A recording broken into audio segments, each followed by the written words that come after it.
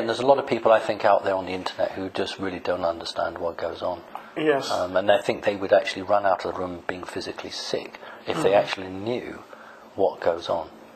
I get every day emails, letters, phone calls from TIs all over the world, and they ask, can you take a new scanning session? I want to know, do I have an implant or not?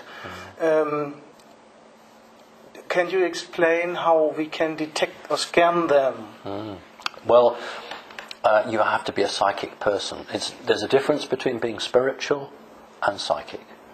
If you're a psychic person, you will be able to detect, in most cases, the implants, but not always.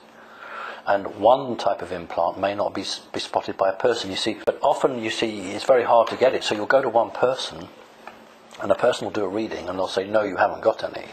Or, yes, you've got one. But maybe they've missed some. So it's not a foolproof answer.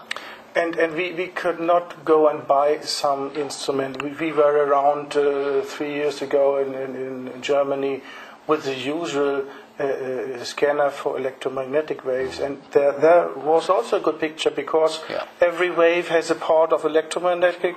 Well, it's scalar waves, really. It's electromagnetic waves. You know, they operate differently. The waves operate differently. You can detect fluctuations in the field. There are sensitive equipment that will detect. If you drop a little tiny pebble or a grain of sand into a pool of water, there will be ripples. And what you have to do is you have to get the person, you show them pictures on a screen. Pictures, symbols, numbers, colours. And then depending on the history of that person, I would have to talk with that person for a while, then use trigger words, and that would activate the chip or the implant, and then it would disturb the field very slightly.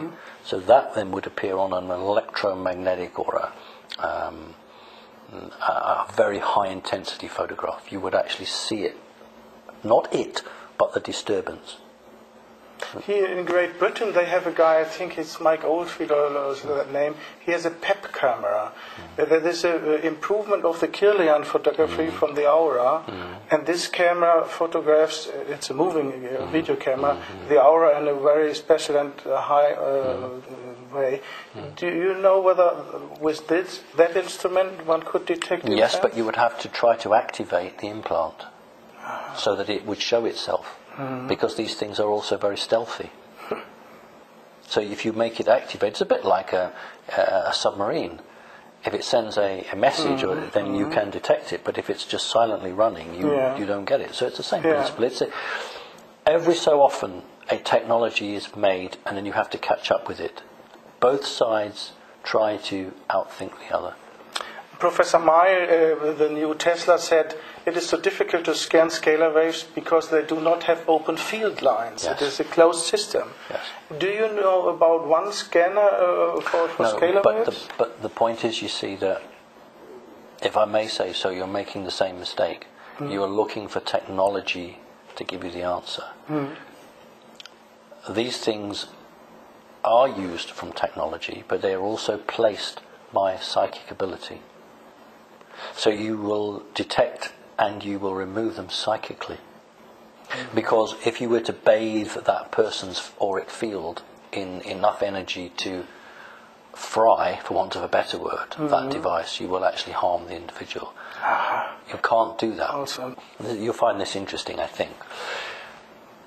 Humans also implant people, okay? But not bad humans.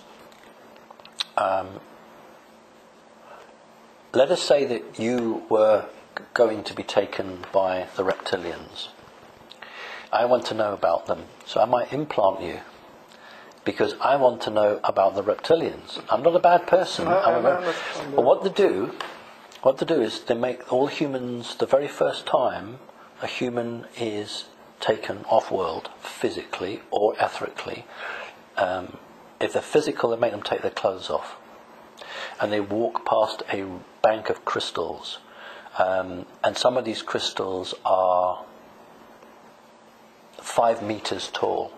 Beautiful, beautiful pyramid crystals.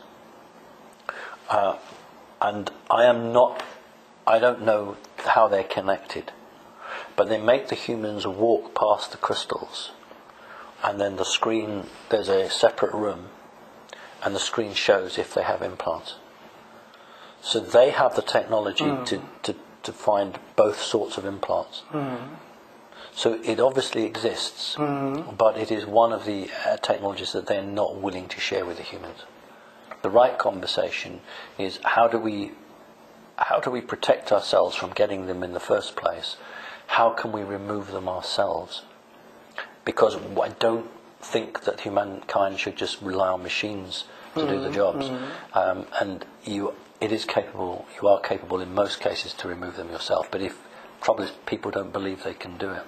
We had a guy called McKinnon, who was a whistleblower, who amazingly hacked into the Pentagon and saw the secret space program. And they wanted to extradite him to America and basically put him in jail for ever and ever. Big battle went on.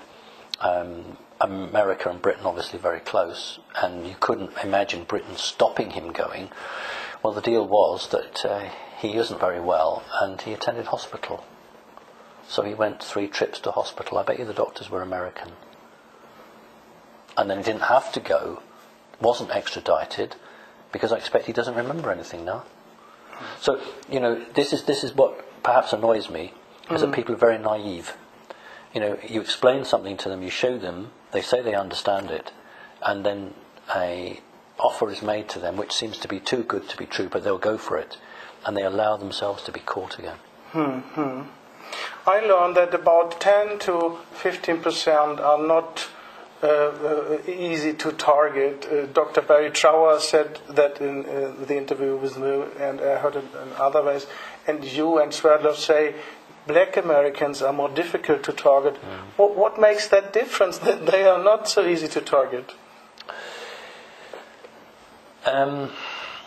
Simply because in human history, that particular racial group was not chosen to be a group that would be worked with.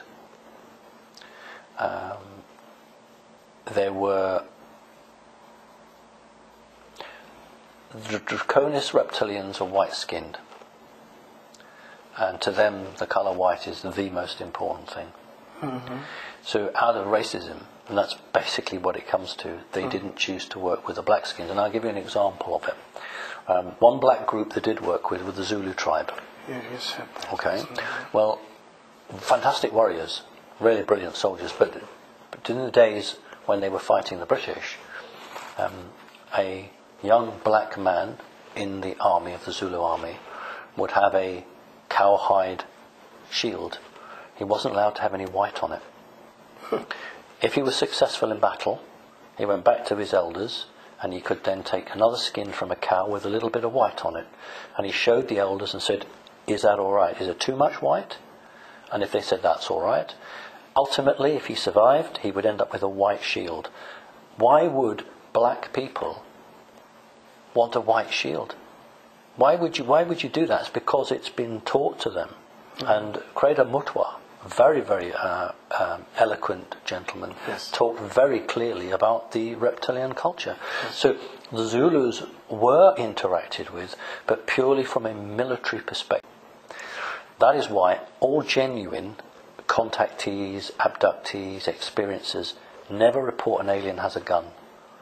Why do aliens not have guns? Because they don't need them, because they can just switch you off. But they can't do it with black people very easily. They can do it with some, but it's very hard work for them. Yeah. And how can we solve the problem with mind control? How can we liberate the planet? Besides, there are obviously stations on the moon and the Saturn rings that are also making mass mind control here on the planet. I think it's all part of the consciousness rise. I think that I believe that when human consciousness rises to a very high level, it won't be possible to mind control people because they change their reality. And also a lot of these elite power structures will have to go. They'll either physically be pulled down, literally. There will be riots on the street. It will happen. But I think in most cases people just quietly pack their bags and leave.